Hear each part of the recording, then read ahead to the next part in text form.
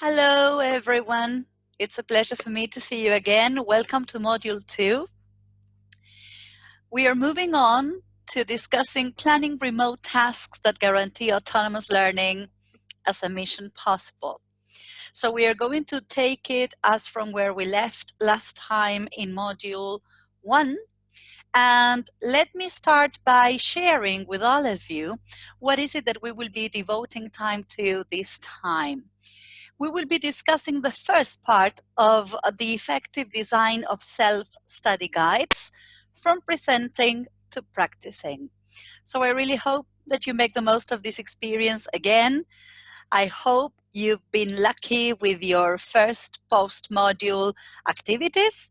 So having not further to say, let's get started. Let me share with you which are the aims of this second module. We will be exploring the presentation stage of a lesson and its characteristics. We will be making decisions as for how to best present content and or skills remotely.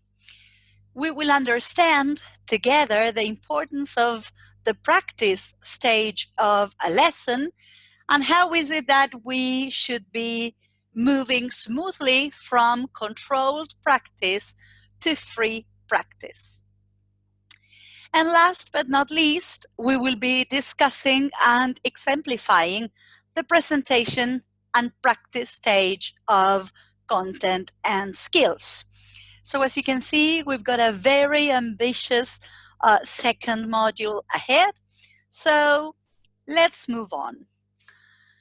Something that we discussed in Module 1 is that in normal circumstances, we would plan the lessons to share with our students in the classroom. We are definitely undergoing very rough times, and if we think about it, we don't have lessons to share with our students. Our students are at home, we are at home, and yet we need to be part of this pedagogical contingency plan we were discussing in Module 1. So we are going to get started today by revising the stages of a lesson. It's really very important that you understand that although you will not be having lessons with your students, these remote tasks or these virtual classes that you will have to share with your students need to have probably the same lesson stages. Now, let us explore the lesson stages, all right? Every successful lesson begins with a stage called the lead-in. The lead-in usually goes hand in hand with another stage in the lesson called elicitation. After the lead-in and the elicitation moments, we move on to the presentation stage, a stage we will be discussing thoroughly in this module. From presentation, we move on to controlled practice. From controlled practice, we move on to free or freer practice. And then there is a completely different stage in which students are no longer practicing, but now they will have to apply what they have learned, something that we will be exploring deeply in Module 3. And then, of course, there is a review and follow-up. So it is the aim of this Module 2 that we pay attention to each of these stages of a successful lesson and that we start rethinking how we can move all these onto remote teaching and remote learning. Let's discuss the lead-in. The lead-in is the beginning of your lesson, of every lesson. Something that we need to discuss and certainly take for granted is that at the very beginning of a lesson, students are always anxious and wondering what is it that you will be expecting from them. So in this lead-in, what you do is introduce your topic to the class. The objective of this moment of the class is to lay the foundation for your lesson. You don't want it to be very long because it's not supposed to overshadow your lesson. But this is certainly, if you think about it, entering the lesson. That's why we call it the lead in. The question that remains for today is, I know my lesson, when I plan my lesson at school in my classroom, I do plan a lead in. How do I go about this remotely? How do I do this if there isn't an actual face-to-face lesson with my students? So this is what we will be discussing today. Let us go deep into this lead-in, or according to some other authors, we might even call it the warmer or warm-up. It's a name I really like because it really makes you understand what it's all about. Usually, when you are exercising or doing physical activity, before you get into the physical activity, you've got to warm up.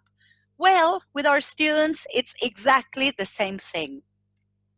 I am quoting now Gareth Rees in Lesson Plan saying that a warmer is a short activity that demands an active involvement from the students. We use warmers at the beginning of lessons for a variety of reasons. Firstly, and perhaps most importantly, to get students going at the beginning of the day or the beginning of the lesson, to warm them up, just like an athlete would warm up before their big race. This is what I was mentioning before. Also, it gives the students a chance to switch on to using English and to get their brains ready to use a different language. So the lead-in, the warmer, is getting students in the mood for our class. Now, there is something that it's inevitable to mention at this point, and it has to do with the affective filter. I don't know if you have ever heard about this before, but I was mentioning this a couple of minutes ago when I said that at the very beginning of your lesson, your students are really anxious, and they are like wondering what is it that you are expecting from them. They usually are a little bit uncertain. And this feeling of anxiety and uncertainty is something that we teachers need to work on. This is what we call the affective filter. It's as if our students were hiding behind the wall asking, what do you want from me? So what we teachers have to do, definitely, is demolish this wall. We need to lower the affective filter. That's why the very first minutes of a class, as planned by an effective teacher, this has to do with your understanding that it's about demolishing this wall, making students feel confident, making students feel less uncertain and more confident and more in the mood for facing your lesson. So the warmer, the warm-up, or the lead-in has as a very clear objective lowering this affective filter. And when it comes to the language classroom, it's really, really very important that we understand that students need to relate personally to what they will be learning, and that they need to get started probably with something that they already know how to say or how to express, or something that students are already familiar with. In the case of you teachers working with very little children, we usually call this moment the routine. It's like we always talk about the weather and we say hello and we talk about the days of the week. It's like a predictable moment. This predictability makes students feel less anxious and less uncertain. Now, thinking about the times we are going through, I want you to remember that if students have always felt anxious and uncertain at the beginning of a lesson, now from a distance, this has absolutely increased. So the lead-in, the warm-up, the predictability at the very beginning of a lesson are really mandatory in these awful times. Now, I mentioned before that hand in hand with the lead-in or the warm-up, we've got another moment which is called the elicitation. The elicitation moment is basically extracting information from our students. That is what elicit means. At this step, we want our students, we want to know what's the student's current knowledge on the topic. We want to activate their prior knowledge. We want to know what they already know.